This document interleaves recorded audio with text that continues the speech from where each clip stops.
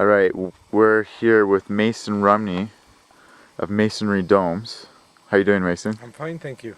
So why don't you tell us about this dome and how you came about with making it and what it does and how it's helped you and how efficient it is and all that great stuff.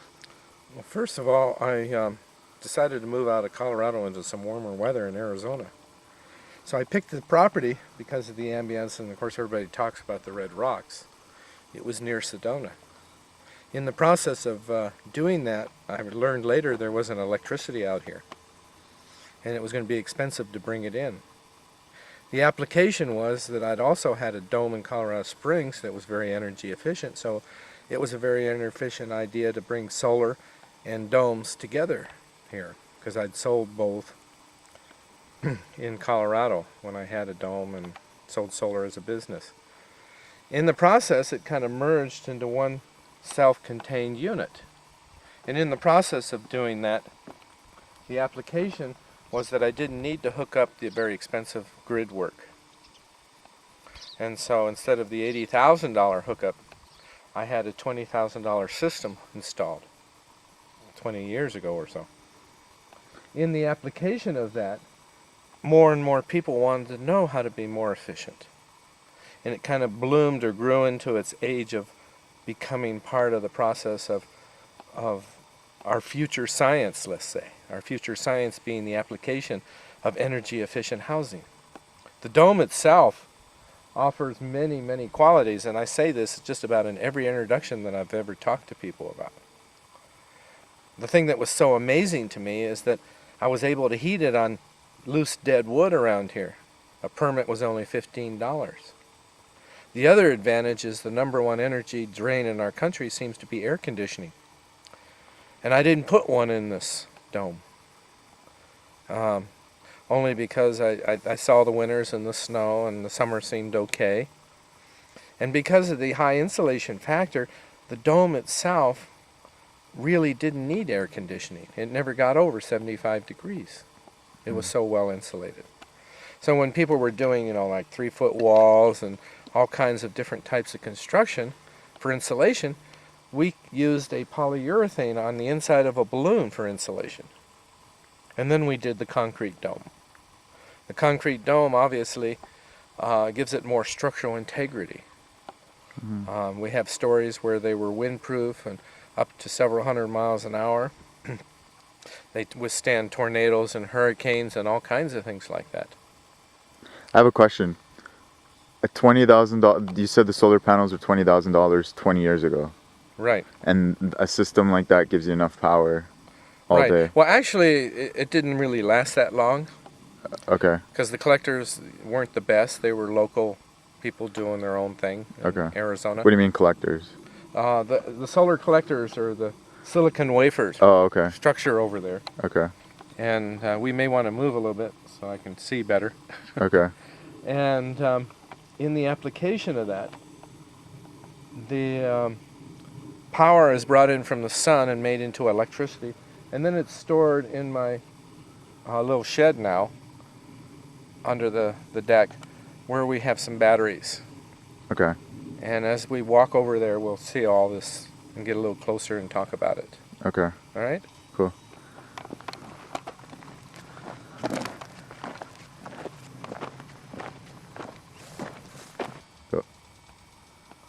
Okay, the first set of collectors here are the ones for electricity. And they're top of the line, obviously.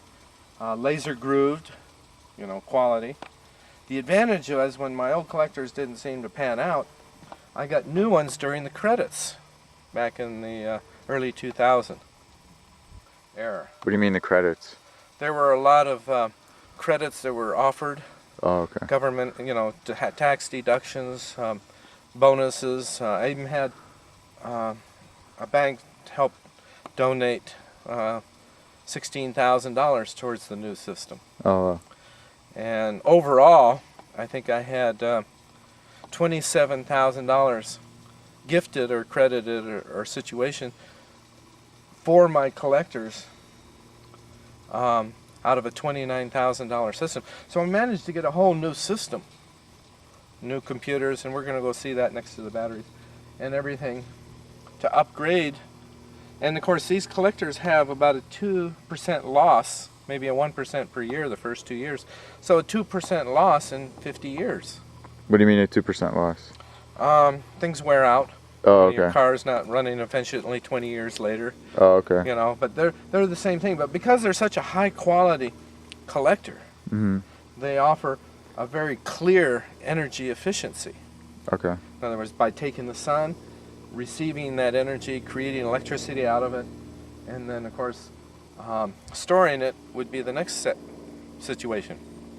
The collectors next to it are hot water collectors over here, and they are preheating my hot water. And of course I have a tank in there, and we're going to see all this stuff. And they preheat the water for my system.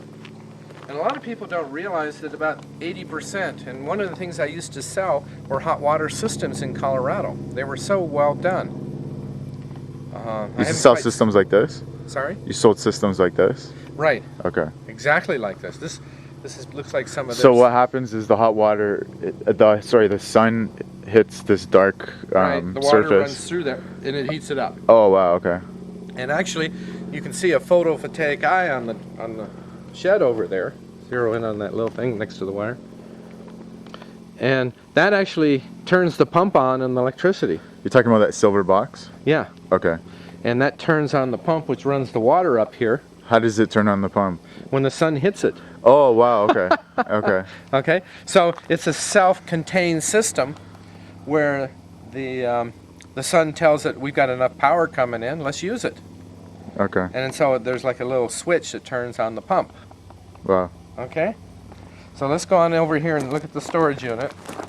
And this is my kitchen window. I always like the morning sun first thing, especially when I'm up having, you know, a little before work or breakfast or things like that. And this is my utility room. It used to be a box full of collectors. I mean, batteries, little batteries, like car-sized batteries. Well, we've upgraded. Over the years, I found out that you could get bigger batteries. You could get giant batteries if you wanted, or expensive batteries. But these were enough to run the house. Wow. In fact, there's enough power coming in. We're going to see that it also runs the jacuzzi tub and my sauna during the day. The only thing is, the trick is to use the power when the sun's up, because otherwise it can drain the batteries if you use too much power, like for hair dryers. Those three things are obviously very energy consumption. Now over here we have, oh, I'm glad to see this work. This is an automatic watering system. And what it does is every week it has a timer, and it turns on for about 20 minutes or 10 minutes, and it drips water and tops off the batteries. And that was one of the real maintenance headaches that I used to have with 30 batteries. I had to make sure all my batteries were topped up every week. Oh wow. In this case, I can just take a gallon of distilled water and pour it in here, and this is a 5-gallon container, and it used maybe a couple quarts or maybe a quart of water this week to top off the batteries. It's a very simple system. And that was one of the major headaches if you ever had a solar system and deep cell batteries that you had to deal with. So that was a very simple solution. And the only thing you want to pay attention, after 20 years it finally froze in here. So I had to thaw the place out a little bit and buy a little $10 heater. Oh wow. And it worked fine, you know, and this room barely gets under 40 degrees in the coldest of days. But it's next to a dome that, you know, there's a little warmth and connection of heat exchange here maybe. And then I have a hot water heater here also that is heated by the solar system. So this automatically, gravity heats up my low water before it comes in. And that's one of the major things about a hot water heater, is you have to keep it hot all the time. By having a solar system that preheats all this, you have a lot less need for fuel. You only need the fuel. It's like an on-demand system at that point. And then it really only comes in when you're using the water, because the water's kept warm, or at least semi-warm, enough to use if you want. If the system breaks down, you don't want to use the fuel. The first several years, I only had the hot water system. from the solar. And there were a lot of times where it got maybe warm.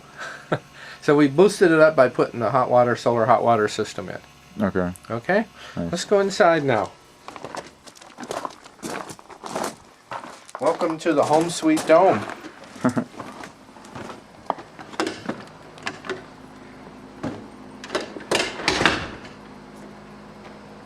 This is my energy efficient building. The building is what allowed me to go off-grid out here. The opportunities of living in a minimum energy environment is what the dome is all about. This particular dome helped me solve those problems we talked about: hookup, expensive use of energies. And the fact that the dome was so energy efficient that my dome itself was heated by this one fireplace. And this one fireplace was enough to heat the whole building. The first year I was here, I didn't have a fireplace to heat. And we all huddled in the bedroom together. There was a couple and I who lived here. And in that process of time, our body heat was enough to heat the room. People say, how do you heat it? We almost say with a candle. It's so efficient. So the fireplace, and people from colder environments are impressed that that's all it takes to heat this. But remember, this all stimulated from a dome that I had as a commercial building in Colorado Springs, where my heating bill on a 2,000 square foot building was $5 to $8 a month for 3 years. That's why it's sold. These things are so energy efficient, it's off the chart with most sustainable buildings. And the fact that we have a concept where we could do multiple domes over here. And the multiple dome concept is the bedroom, kitchen, dining, utility rooms, and all these things could be different environments that you create. This is a one dome environment. Each one of these buildings offers opportunities to use the room in a different way. The application of all this stems back to the sustainability. How do we live with the earth? How do we get closer to the earth? How do we integrate with the energy situations that we go through? And it brings about a stability that we don't have in a lot of ways. You can see that with the market fluctuation. And this stability is something that is long-term. So now we only have a little bit of time left. Talk about the energetics of the dome. Like, why is the dome beneficial on an energetic level? Well, a dome uses a third less material for the same square footage as a box. Yeah. So it has that efficiency where it saves you 60 to 80%. It also offers a sacred geometry, Okay. which some people like to get into. It's something that would take a whole class really to explain the sacred geometry relationships of integration of the earth and the cosmos and all these things. In this application, we offer a simple form of integration. And that was why I created the company called Masonry Domes, so that people could learn about these things and connect and get into the monolithic process, which is the basic core of doing a building. This offers us such a little space that, efficiency with a maximum amount of space and a minimum amount of material. So give me a call, 928-300-7352. Thanks, Mason.